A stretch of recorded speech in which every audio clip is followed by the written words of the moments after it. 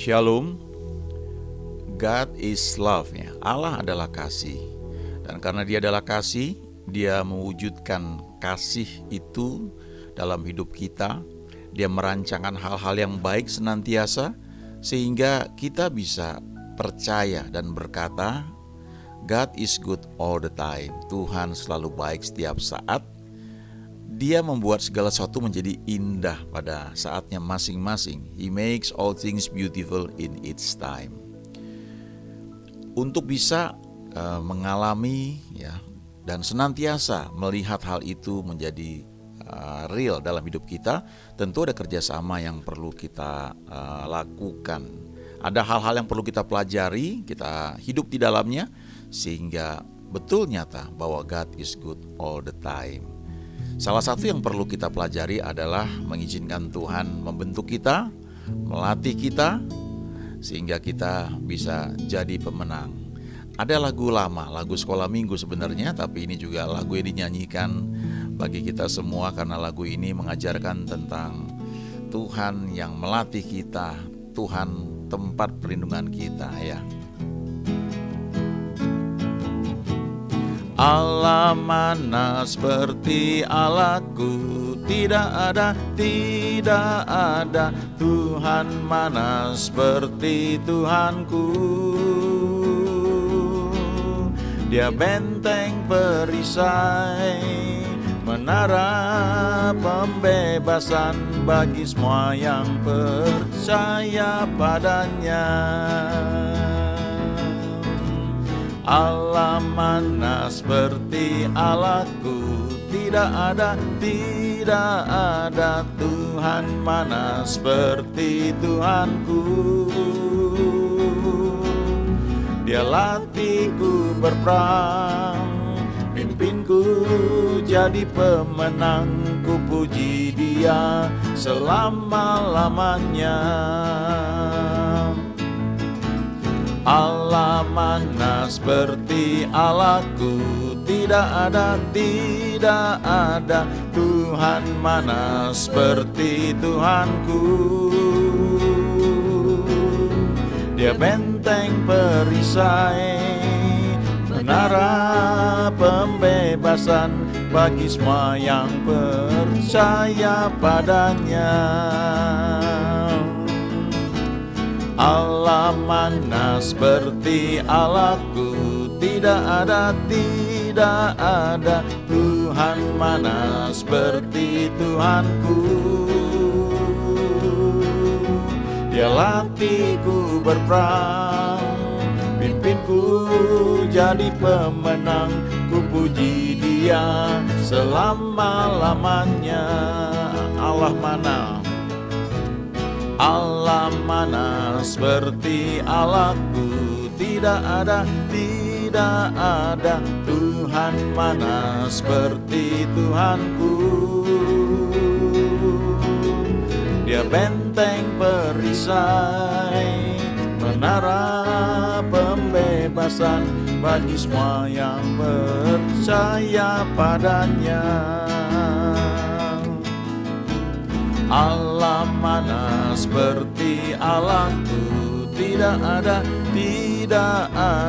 Tuhan mana seperti Tuhanku. Dia latihku berperang, pimpinku jadi pemenang, ku puji Dia selama-lamanya. Ku puji Dia selama-lamanya. Ku puji Dia selama-lamanya.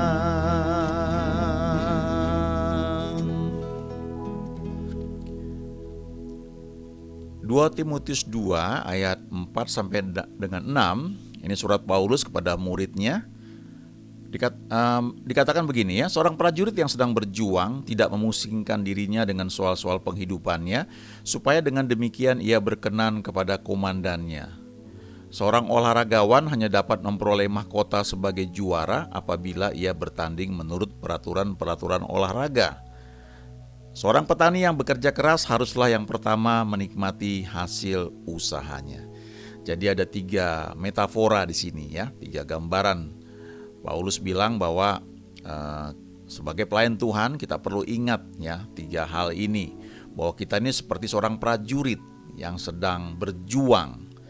Lalu digambarkan kalau dari 2 Timotius pasal 2 itu dari ayat 3 dan ayat 4 dikatakan seorang prajurit itu rela menderita. Perlu diingat ini bukan menderita karena penyakit ya, bukan menderita karena kesalahan sendiri, tapi dalam arti ini karena perjuangan ada hal-hal yang perlu dikesampingkan ya, ada hal-hal yang perlu ditunda ya, menahan diri ya. Misalnya kalau prajurit sedang pergi berperang, tentu dia terpisah dari keluarganya ya, tentu bukan hal yang enak. Itu yang disebut penderitaan seperti itu ya. Lalu single minded ya, pikirannya fokus kepada perjuangannya. Lalu seorang olahragawan, kita ini seperti seorang olahragawan, dikatakan di sini ada integritas, ada disiplin, ada latihan-latihan tiap hari yang perlu dilakukan, yang perlu dibuat. Lalu kita juga sebagai orang yang melayani Tuhan, kita seperti seorang petani, perlu tekun dan perlu ada hal-hal yang harus dilakukan setiap hari. Jadi ada 3 profesi orang Kristen di sini ya. Jadi sebagai prajurit ya, sebagai olahragawan dan sebagai petani. Dikatakan kalau sebagai olahragawan di ayat 5 ini, seorang olahragawan hanya dapat memperoleh mahkota sebagai juara apabila ia bertanding menurut peraturan-peraturan olahraga. Olahragawan itu dia harus mengetahui apa aja peraturannya, dia harus ikuti dan dia harus terapkan peraturan-peraturan olahraga tersebut. Kalau enggak, dia kena diskualifikasi. Jadi enggak bisa sembarangan dalam bertanding, ada aturan, rulesnya, ya, aturan yang disepakati bersama-sama. Lalu olahragawan itu harus berlatih, dia harus mempersiapkan diri, lalu pada akhirnya dia mesti bertanding, enggak bisa diwakilkan. Ya, jadi ada hal-hal yang memang kita masing-masing harus hadapi. Kita minta didoain oke, kita minta dikonseling oke, tapi waktu masuk pertandingan ya mesti kita masing-masing, nggak bisa diwakilkan. Lalu perlu kerja keras. Ya, kalau otot-otot itu bisa dilatih kalau kita bekerja keras. Kalau kita biasakan misalnya tiap pagi fun walk ya, jalan santai, itu bagus sekali. Tapi kalau mau otot-otot itu berkembang ya perlu ditingkatkan. Tidak hanya jalan santai, tentu bagi yang bisa juga ya mulai jogging, slow jogging, jogging pelan. Lalu kalau yang bisa dan mau, tentu ada kualifikasinya ya, jangan sembarangan juga. Tentu bisa ikut maraton ya, ada latihan-latihannya. Kemudian seorang olahragawan itu ya harus berjuang. Ada masa-masa yang nampaknya sulit, tapi dia mesti berjuang. Dia mesti punya mindset yang kuat bahwa saya pasti bisa, saya mesti menang. Saya ingat bertahun-tahun yang lalu, Indonesia ini punya banyak pemain bulu tangkis yang terkenal. Salah satunya adalah Rudy Hartono. Rudy Hartono itu juara All England 7 kali berturut-turut. Saking seringnya kita menganggap itu hal yang biasa. Tapi ternyata itu hal yang luar biasa. Dia pernah kalah dari pemain bulu tangkis dari Denmark, kalau nggak salah Denmark ya, namanya Sam Free. Tapi kemudian dia kalahkan lagi Sam Free, sehingga Rudy Hartono ini 8 kali juara All England. Yang menarik adalah satu ketika dia pernah lawan satu pemain bulu tangkis, saya lupa dari Inggris atau dari Denmark. Waktu itu set pertama Rudy Hartono itu sudah ketinggalan kalau nggak salah 14-0 ya. Jadi set pertama dia sudah kalah ya, dia kalah set pertama. Set kedua dia udah ketinggalan sampai kalau nggak salah 14-0 ya, bayangkan ya. Jadi tinggal 1 poin lagi maka lawan itu menang. Tapi Rudy Hartono ini punya mental yang luar biasa. Dia mungkin punya prinsip ya, saya minimal tambahin 1 angka lah ya. Jadi dia bertanding ya. Kalau yang ngerti main bulu tangkis itu ada namanya service over ya. Jadi udah bola Nah, Kok itu sudah dilawan, sudah 14-0, tinggal satu kali lagi langsung menang. Tapi ternyata lawannya kalah, jadi sehingga service over ya, pindah bolanya, Koknya pindah ke Rudi Hartono mulai lagi, dan akhirnya dia menang 1-14, lalu 2-14 ya, lalu 3-14, 4-14, kadang-kadang balik lagi 14-4 gitu ya. Udah berapa lama udah pair menang, lawannya itu kalah lagi, service over, bola pindah ke Rudi Hartono lagi. Lalu dia kumpulkan lagi 5-14, 6-14. Lama-lama lawannya grogi. Akhirnya terjadi 14-14. Ada istilahnya juice ya. Jadi ada tambahan lagi. Akhirnya di set kedua itu Rudi Hartono menang. Ajaib ya. Lalu set ketiga bertanding lagi. Saya lupa poinnya seperti apa ya. Kalau nggak salah cukup ketat juga. Dan akhirnya Rudi Hartono menang. Perlu perjuangan dalam melayani, ini hal yang perlu. Jangan gampang-gampang nyerah. Apalagi kalau kita tahu dari Tuhan. Gampang-gampang tersinggung, lalu mundur, pindah pelayanan. Aduh ya, gak begitu. Olahragawan yang mau menang itu dia mesti punya mental yang kuat. Jadi Paulus ini nasihatkan Timotius, Paulus sudah lalui itu semua. Dia pernah mati, bangkit lagi. Dia pernah karam kapal, berhari-hari tanpa makan, tanpa lihat matahari, kena badai di laut. Tapi malaikat Tuhan menampakkan diri dan berkata, jangan takut Paulus, engkau harus menghadap kaisar. Dan oleh karena kasih karunia Allah, maka semua orang dalam kapal ini akan selamat ya. Dia mengalami masa-masa sulit, tidak patah semangat. Jadi teman-teman ya, Bapak Ibu, kalau kita jemaat biasa ya oke lah ya. Kita masih anak-anak ya, masih diajar untuk melayani. Tapi kalau kita sudah melayani, pembentukan itu kita menghadapi banyak orang. Kadang-kadang orang itu gak seperti yang kita harapkan. Jangan gampang mundur ya. Jangan gampang memble istilahnya ya. Berjuang. Kalau kita memutuskan untuk melakukan sesuatu, pastikan bahwa memang Tuhan menuntun kita. Jangan karena mungkin ego kita yang kena ya, atau ada hal-hal lain ya. Seorang olahragawan harus punya mental yang kuat. Kalau pelatihnya negur dia misalnya ya, dia mesti ngikutin. Kalau nggak bisa. Yang buat dia menang itu kan salah satunya ya pelatihnya. Kadang-kadang saya pernah dengar ada atlet-atlet yang jengkel banget ya. Pelatihnya ngitung larinya, kamu kurang, mesti tambah lagi ya. Waduh, udah dibayar mahal, udah gitu pelatihnya tuh kayak suka-sukanya aja.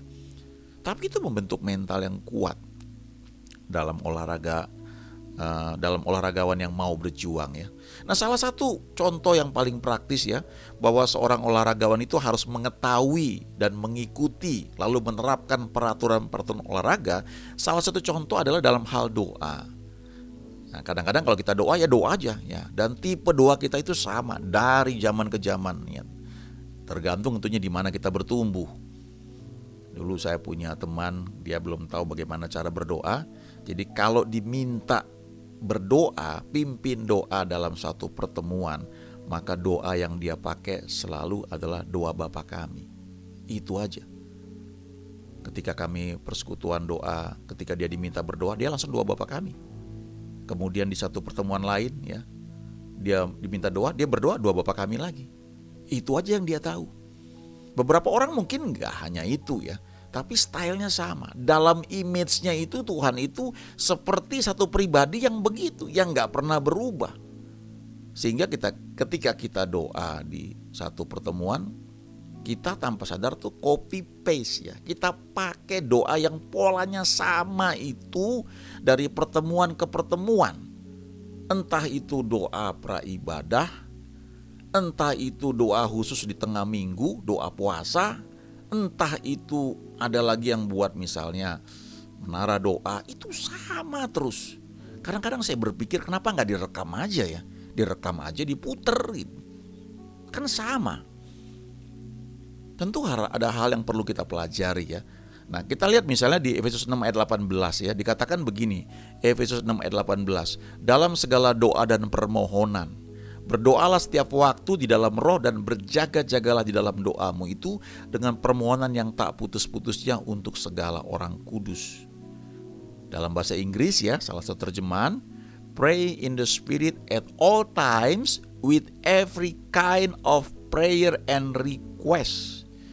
Jadi dikatakan di sini, berdoalah di dalam roh, berdoa dalam tuntunan Roh Kudus dalam segala waktu dengan menggunakan setiap jenis doa dan permohonan. Artinya doa itu ada jenis-jenisnya. Seperti olahraga. Ada olahraga badminton atau bulu tangkis, ada olahraga tenis mirip dengan bulu tangkis tapi bolanya beda. Ada olahraga tenis meja, bolanya lebih kecil, atau pingpong. Ada lagi olahraga sepak bola, ada lagi olahraga bola basket, ada lagi olahraga voli, semua pakai bola. Tapi cara mainnya beda, aturannya beda, nggak bisa dicampur aduk. Misalnya kalau kita main sepak bola, aturannya gunakan kaki, tidak boleh pakai tangan. Yang boleh pakai tangan hanya kiper. Tapi 10 orang pemain bola yang lain dalam satu kesebelasan harus pakai kaki, nggak boleh pakai tangan. Kalau kena tangan ada istilahnya handsball, kena hukuman. Sebaliknya kalau kita main basket, bola basket sama bolanya bundar juga, cuma lebih gede. Bola basket itu digunakan untuk dribble ya, pakai tangan, nggak boleh pakai kaki. Jadi waktu kita main basket kita hanya boleh gunakan tangan dan nggak boleh dibawa lari. Kita mesti dribble waktu kita jalan membawa bola itu, atau kita oper ke orang lain. Kalau kita pakai kaki kita tendang, kena penalti, hukuman, nggak boleh. Nah dalam doa juga begitu. Kalau kita pilah-pilah itu ada namanya doa ucapan syukur ya. Ada doa pujian, penyembahan, ada doa permohonan, kita minta kepada Tuhan. Ada doa dedikasi. Dedikasi itu mempersembahkan hidup kita kepada Tuhan, mendedikasikan hidup kita kepada Tuhan. Ya. Misalnya kita bilang, Bapa, ku persembahkan tubuhku. Nah, itu doa dedikasi ya. Ada juga doa mencari tuntunan Tuhan. Kita mau bekerja, lalu ada 5 tawaran. Kita mencari tuntunan dari Tuhan. Yang mana yang Tuhan mau kita ambil? Karena gak semua bisa kita ambil dan gak semua yang ditawarkan orang walaupun baik menguntungkan itu dari Tuhan. Belum tentu. Kalau kita baca di Alkitab, ketika Lot disuruh Abraham memilih mau kemana, ke kanan atau ke kiri, Lot lihat lembah Yordan ya, Lot lihat ada daerah dekat Sodom ya, dikatakan itu seperti taman Tuhan, bagus. Lalu Lot pilih itu. Tapi ternyata ujung-ujungnya karena orang Sodom itu jahat, akhirnya dimusnahkan. Jadi sesuatu yang baik dari orang ditawarkan kepada kita belum tentu dari Tuhan untuk kita. Itu sebabnya perlu mencari tuntunan Tuhan. Kemudian ada namanya doa iman. Doa iman itu doa yang kita naikkan karena kita tahu ada dasar firman-Nya dan seringkali itu sudah ada rema. Jadi kita bisa deklarasikan, kita bisa ucapkan dengan penuh keyakinan. Kita nggak cari lagi tuntunan Tuhan, kita tahu ya ini kehendak Tuhan. Itu doa iman. Ya, salah satu contoh misalnya kalau kita mendoakan orang sakit ya. Markus 16 dikatakan tanda-tanda ini akan menyertai orang percaya. Mereka akan meletakkan tangan atas orang sakit dan orang itu akan sembuh. Itu firman-Nya. Dalam prakteknya tidak selalu sembuh juga, ada berbagai hal. Tapi salah satu penyebabnya adalah ketika kita berdoa dan kita berkata, jika kehendak-Mu Tuhan, sembuhkanlah aku. Artinya kita belum dapat keyakinan bahwa Tuhan mau kita sembuh. Kalau kita nggak yakin Tuhan mau kita sembuh, kenapa kita ke dokter? Kenapa kita ke rumah sakit? kenapa kita minum obat? Kan tujuannya supaya mau sembuh. Kalau kita lakukan hal itu sementara kita berpikir bahwa Tuhan mau kita belajar dari penyakit ini dan Tuhan mengajar kita lewat penyakit, memang dalam setiap hal Tuhan bisa mengajar kita. Tapi kalau kita berpikir penyakit itu dari Tuhan, kenapa kita mesti ke dokter? Kenapa kita mesti minum obat? Itu bertentangan. Itu terjadi konflik di dalam pikiran kita. Coba baca firman Tuhan. Lihat bagaimana Tuhan menyembuhkan orang sakit. Memang dibutuhkan waktu untuk merubah mindset. Sehingga waktu kita menaikkan doa iman, kita tahu bahwa ini kehendak Tuhan. Dan waktu kita berdoa seperti itu, misalnya kita berkatakan, jadilah sembuh ya. Jangan kita tambahin, jika itu kehendak-Mu Tuhan. Itu seperti kita main sepak bola, pakai kaki, lalu kita pakai tangan, kecampur aduk. Harus ada aturan-aturan yang kita ketahui dan kita ikuti. Lalu ada doa syafaat. Doa syafaat itu apa? Doa untuk orang lain. Nah, ini melibatkan kehendak bebas orang lain. Ini salah satu doa yang perlu diulang terus. Tapi bagaimana mengulangnya? Biarkan Roh Kudus menuntun kita. Karena kalau Roh Kudus gak menuntun kita mengulang doa-doa yang sama, seperti yang saya bilang tadi, direkam saja baru diputer. Ya, dalam beberapa pelayanan saya pernah lihat ada hamba Tuhan ketika mendoakan pelepasan ya, itu direkam. Dan kemudian ketika pelayanan itu diputer, hamba Tuhannya keliling. Nah, doanya sudah direkam dan dia melihat orang-orang bermanifestasi. Tadinya saya kira dia berdoa dari depan, ternyata enggak. Nah, itu ada tuntunan yang beda lagi. Tapi prinsipnya begini ya. Kalau kita mendoakan sesuatu secara berulang ataupun doa apa saja, pada prinsipnya adalah pray in the spirit ya. Dipimpin oleh Roh Kudus. Ada hal-hal yang perlu kita tekankan, kita ulang, tapi bukan seperti copy paste gitu. Kenapa doa syafaat perlu diulang-ulang? Karena ada kehendak bebas. Jadi hari ini kita berdoa untuk misalnya kita berdoa untuk negeri kita. Tuhan beri hikmat bagi para pemimpin ya. Waktu kita berdoa seperti itu, malaikat-malaikat bekerja. Mereka melakukan bagiannya. Tapi besok kita perlu doa lagi. Karena setiap saat itu ada banyak decision, keputusan yang harus dibuat. Ada banyak ide-ide yang muncul dari berbagai orang. Sehingga orang-orang yang kita doakan itu perlu kita support dalam doa supaya mereka punya pikiran yang jernih senantiasa. Itu doa syafaat. Atau kita mendoakan anggota keluarga yang belum kenal Tuhan. Tidak cukup sekali. Ya. Kita perlu berdoa hari ini, besok Tuhan ingatkan. Tapi bagaimana kita mewujudkan doanya itu, Roh Kudus akan menuntun kita. Kadang-kadang ada hal spesifik yang dia bilang, yang perlu kita ucapkan dalam doa pribadi kita, yang adalah doa syafaat. Ada lagi doa sepakat. Nah, kalau doa sepakat ini ada 2 orang atau 3 orang ya. Ya biasanya 2, karena kalau makin banyak orang makin sulit sepakat. Kita perlu sehati dulu sepakat. Oke, kita apa yang mau kita minta dan ada dasar firman Tuhannya. Ini contoh-contoh doa, ada lagi yang membaginya dalam 5 hal misalnya ya, blessing and adoration ya, doa mengucap syukur, mengagungkan Tuhan, ada petition ya, permohonan, ada intercession, doa syafaat, thanksgiving, doa ucapan syukur, ada praise ya, pujian. Pada prinsipnya masing-masing ini ada aturannya, ada bedanya. Ada lagi yang membaginya menjadi 6 tipe ya, dalam 6 jenis doa di Alkitab. Yang pertama tuh doa the prayer of agreement ya, agreeing with someone, ini doa sepakat dengan orang lain. Kita perlu ketemu dulu, sepakat apa yang kita mau doakan ya.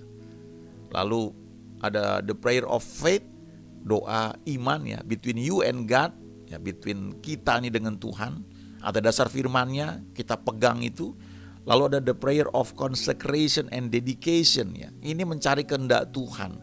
Kita persembahkan hidup kita dan kita mau lakukan apa yang Dia perintahkan. Ini doa-doa yang seperti ini ya, harus sering kita naikkan. Apalagi kalau kita mau pindah pekerjaan, pindah tempat, pindah kota, pindah pelayanan apalagi. Coba tanya Tuhan. Ada ayat di Perjanjian Lama yang mengatakan terkutuklah orang yang masuk suatu perkumpulan bukan karena dorongan rohku. Itu memang di Perjanjian Lama, kita hidup di Perjanjian Baru. Tapi pada prinsipnya kalau kita mau hidup dalam blessing ya, dalam berkat Tuhan, dalam pelayanan juga, pastikan bahwa yang kita lakukan itu memang dari Tuhan untuk kita. Karena bisa beda-beda antara kita dengan orang lain dan tidak perlu kita menghakimi orang lain. Lalu ada the prayer of praise and worship ya, thankfulness to God, doa pujian dan penyembahan, ucapan syukur kepada Tuhan. Ada juga the prayer of intercession ya, praying for others, ini doa syafaat, berdoa untuk orang lain. Lalu ada the prayer of binding and loosing ya, berdoa untuk mengikat dan melepaskan, ini taking authority, mengambil otoritas ya. Nah, ini perlu pelajarannya. Sebagai contoh misalnya ya, kalau saya kadang diminta doain rumah misalnya ya tentu ada dasar firmannya dulu. Itu paling bagus, paling legally secara rohani itu kalau kepala keluarganya ada di situ ya, dibanding anaknya atau istrinya. Tapi nggak ada salahnya juga waktu doakan, karena nanti cepat atau lambat kepala keluarganya akan kenal Tuhan juga. Tapi pada intinya begini, kita menggunakan the prayer of binding and loosing ini ada dasar firmannya ya. Kalau saudara bekerja di kantor, saudara punya posisi manajer misalnya, maka saudara punya otoritas atas bidang saudara itu, atas orang-orang yang di bawah koordinasi saudara. Saudara bisa berdoa menggunakan otoritas ya. Lalu kita lihat sekarang 1 Korintus 9 ayat 24 sampai dengan 27 ya. Dikatakan begini, tidak tahukah kamu bahwa dalam gelanggang pertandingan semua peserta turut berlari, tetapi bahwa hanya satu orang saja yang mendapat hadiah. Karena itu larilah begitu rupa sehingga kamu memperolehnya. Artinya seorang olahragawan ini dalam bertanding bukan partisipasi, bukan hanya rame-ramein, tapi memang tujuannya mau menang, tujuannya mau memperoleh hadiah. Jadi bisa dengan segenap hati, dengan sepenuhnya dikejar. Itu harus ada dalam hidup kita ya. Kita melayani Tuhan. Kemudian ayat 25, tiap-tiap orang yang turut mengambil bagian dalam pertandingan menguasai dirinya dalam segala hal. Jadi sebagai orang yang melayani Tuhan, ini pertumbuhan ya. Kita perlu belajar menguasai diri ya. Saya juga perlu belajar menguasai dalam berkata-kata, dalam bertindak. Ada hal-hal yang orang lain boleh ya kita mungkin gak boleh, atau gak apa-apa sebenarnya, tapi nanti menimbulkan pandangan yang orang lain pikir kok gitu sih ya. Jadi istilahnya batu sandungan, padahal gak apa-apa ya. Jadi perlu menguasai diri dalam segala hal. Mereka berbuat demikian untuk memperoleh suatu mahkota yang fana, tetapi kita untuk memperoleh suatu mahkota yang abadi. Jadi artinya dalam pelayanan seperti seorang olahragawan ini ya, ada tujuannya, ada sasarannya. Ya, bukan sekedar partisipasi, ngerame-ramein. Oke lah, pada tahap awal mungkin kita ikut pelayanan cuma ya istilahnya partisipasi, mengisi waktu dan sebagainya. Tapi waktu kita mulai bertumbuh, nanti step by step ya, itu gak bisa dipaksakan karena Tuhan berhubungan dengan kita masing-masing. Tapi waktu kita makin bertumbuh, kita mengerti bahwa ada hal-hal yang perlu kita lakukan, ada yang tidak perlu, ada yang tidak boleh, dengan tujuan supaya kita bisa memperoleh apa yang memang kita rindukan atau Tuhan tanamkan bagi kita ya.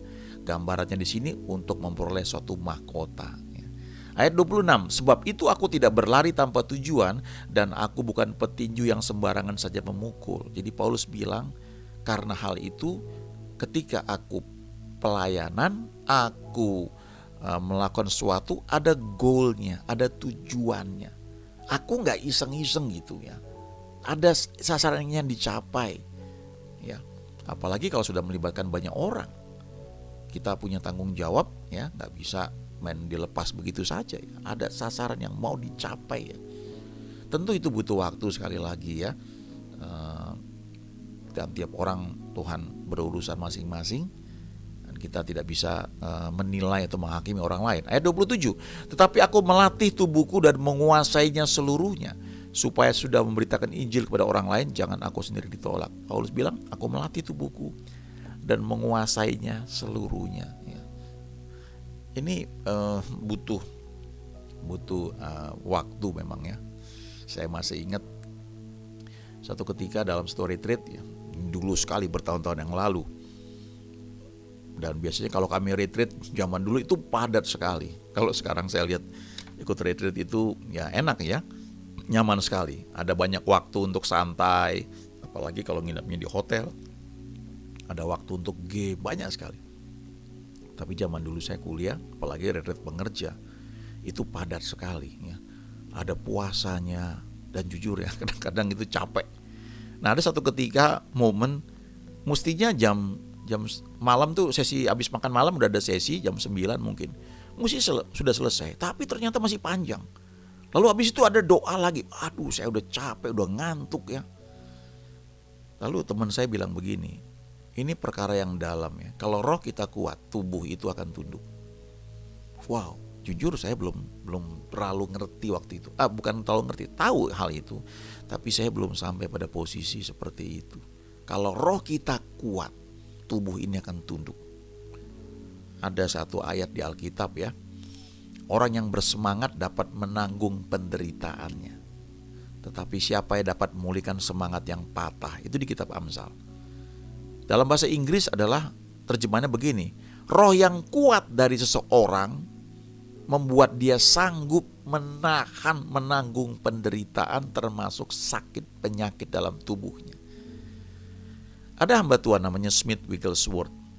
Dia penginjil yang dikenal sebagai Rasul Iman. Dia hidup sampai usia 87 tahun dan waktu dia meninggal tubuhnya sehat. Giginya lengkap, matanya juga masih tajam, tidak pakai kacamata. Ada yang cerita dia memang pakai kacamata model dulu kalau dia baca buku. Tapi ketika dia sudah baca beberapa lama, kacamatanya jatuh, dia tetap bisa baca. Orang ini dikenal sebagai penginjil. Kalau doain orang sakit kanker tuh dia tinju kankernya. Nah, orang-orang protes, marah. Tapi dia bilang yang saya tinju itu adalah iblisnya. Gak semua orang bisa setuju. Tapi ketika dia tinju dan kankernya jatuh, orang itu sembuh, gak ada yang bisa lawan dia. Nah ini gak semua mungkin ya bisa mengerti seperti ini. Ada unik, Tuhan pakai orang tuh masing-masing unik. Smith Wigglesworth ini juga unik. Dan dia dikenal sebagai a man of one book. Orang yang hanya baca satu buku, yaitu Alkitab. Dia gak mau baca koran. Kalau zaman sekarang saya percaya dia gak mau lihat televisi. Dia gak mau baca medsos. Dan kita mungkin, kok ekstrim ya. Ya masing-masing orang punya panggilan dan punya apa yang dia tahu dari Tuhan untuk dia lakukan. Tapi mujizat dalam pelayanan dia itu sangat-sangat luar biasa. Ada orang sakit kanker ya, gak bisa berdiri, naik kursi roda, dibawa ke panggung. Lalu Smith bilang, buat dia berdiri. Lalu dengan susah payah orang itu dia angkat berdiri. Lalu Smith bilang, lepaskan dia. Wah, protes orang-orang, dilepaskan dia jatuh lah. Terus dia bilang, lepaskan. Saya bilang lepaskan. Dilepaskan, orang itu jatuh. Lalu Smith bilang, angkat lagi. Diangkat lagi kan. Kemudian sudah didirikan, lepaskan. Orang-orang, loh yang benar aja tadi lepaskan jatuh. Lalu Smith bilang, saya bilang lepaskan. Dilepaskan, jatuh lagi. Lalu jemaat yang lihat sudah mulai marah, ngudumel, kok ini hamba Tuhan kasar kayak begitu. Lalu Smith bilang, angkat lagi. Diangkat lagi, terus dia bilang, lepaskan. Wah, orang mulai gak percaya, mulai berontak. Tapi dia dengan penuh otoritas dia bilang, saya bilang lepaskan. Dan mereka lepaskan. Dan orang itu tidak jatuh, tapi kankernya jatuh dan sembuh seketika itu juga. Tapi pernah tahu gak bagaimana dia melatih tubuhnya dan menguasainya seluruhnya? Dalam salah satu biografinya diceritakan, Smith ini pernah punya sakit di kantong kantong kemihnya ya, di saluran kencingnya itu ada batu. Dan menurut dokter itu harus operasi. Ini jangan ditiru sembarangan, tapi ini imannya Smith Wigglesworth. Dia bilang, tidak satu pisau pun yang boleh menyentuh tubuhku. Dan dia bilang, tidak, aku gak mau dioperasi, dan aku mau ini batu keluar sendiri. Dan diceritakan Smith ini ketika dia pelayanan, dia doain orang sakit, orang-orang sembuh. Tapi ketika dia kembali ke kamar hotel untuk tidur, dia seringkali merintih menahan sakit karena batu-batu ginjal ya. Batu-batu ginjal itu membuat dia mengerang, dan seringkali diceritakan itu ada darah di spray tempat tidurnya. Tapi setelah sekian waktu, saya lupa berapa bulan ya, atau entah sampai setahun lebih apa enggak, tapi yang jelas satu persatu batu-batu itu keluar tanpa operasi. Ini kesaksian, jangan ditiru sembarangan. Tapi Smith Wigglesworth, dia bilang, aku melatih tubuhku dan menguasainya seluruhnya. Ada batuan lain lagi namanya Derek Prince ya. Derek Prince ini dia cerita mengenai puasa. Puasa itu tujuan apa? Mengendalikan tubuh kita. Jadi dia cerita kalau dia puasa dan tubuh dia berontak ya, membuat dia mau makan dan dia harus tahan itu, dan dia bilang, ayo tubuh, kamu berontak terus ya, oke besok saya puasa lagi. Dia buat itu sampai tubuhnya itu nurut sama roh dia yang sudah jadi ciptaan baru. Nah, ini perkara yang dalam ya. Kadang-kadang kita berpuasa ya teman-teman, kadang-kadang cuma sampai siang ya. Ya ada pola puasa beda-beda juga, ada yang tidak makan daging tapi hanya makan makanan tertentu. Tapi pada intinya adalah kita menguasai tubuh kita. Ada masa ketika dulu saya berpuasa 21 hari ya. Enggak sulit sih, cuma dari jam 6 pagi sampai sekitar jam 4 sore ya. Tidak makan, tidak minum. Dan ada masa-masa ketika saat itu saya menghadiri undangan teman yang menikah. Dan pada masa mahasiswa itu kalau pergi ke pesta itu perbaikan gizi ya. Dan saya mesti ya bersama dengan pacar saya waktu itu ya, sekarang jadi istri saya, dan kami bawa ke pesta ya, dia makan tapi saya cuma ngambil makanan di piring, saya potong-potong, sepertinya saya makan buah padahal saya nggak makan. Itu sebenarnya tanpa sadar sedang melatih menguasai tubuh. Nah, kalau kita terlatih seperti itu, maka tubuh ini akan nurutnya seperti yang kita mau, seperti yang Tuhan tuntun dalam hidup kita. Dan sekali lagi ini butuh waktu, butuh proses. Seorang olahragawan memang berlatih seperti itu. Kalau mau menang, latihannya memang harus keras ya, supaya bisa menang. Coba lihat atlet-atlet Cina ya, wah itu luar biasa. Kadang-kadang kagum kok orang bisa seperti itu. Latihannya luar biasa. Dan ini bagian dari kehidupan rohani kita ya. God is good all the time. Tuhan selalu baik setiap saat. Karena God is love, Allah adalah kasih, dan Dia membuat segala sesuatu menjadi indah pada saatnya masing-masing. Bapak, terima kasih untuk beberapa hal kami baca, kami dengar. Ajari kami lebih jauh lagi. Engkau baik, Engkau luar biasa, Engkau melatih kami untuk berperang. Pimpin kami jadi pemenang, dan kami boleh muji Engkau senantiasa dan berkata, God, you are good all the time. You make all things beautiful in its time because you are love. Dalam nama Yesus kami berdoa. Amin.